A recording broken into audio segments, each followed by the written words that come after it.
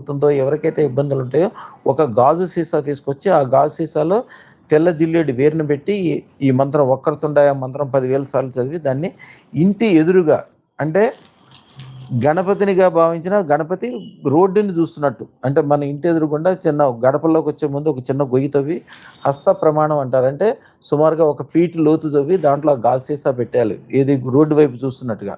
మనుషులు ఎవరైనా లోపలికొచ్చినా, బయటికెళ్ళినా దాన్ని తొక్కుకుంటానే లోపలికి రావాలి. దాన్ని తొక్కుకుంటానే బయటికెళ్ళాలి. దానికి కరెక్ట్‌గా మంత్రం చేసుకున్నాక 9 నిమిషాల్లోనే దాని పాజిటివ్ స్టార్ట్ అయిపోతది. వ్యాపార స్థలం అయితే 9 గంటల్లోనే, 9 రోజుల్లోనే మళ్ళీ ఆ యజమాని ఎవరైతే ఆ వ్యాపారానికి యజమాని ఉంటాడో వాడి జీవితంలో ఖాళీనే ఉండదు. ఎప్పుడు చూసినా జనము, కస్టమర్సు, బంగారాలు, ఐశ్వర్యము, మంచి మంచి వ్యాపారాలు, వ్యవహారాలు కొద్దిగా కూడా ఖాళీ లేకుండా అయిపోతది. అంత పవర్‌ఫుల్ అనమాట అది.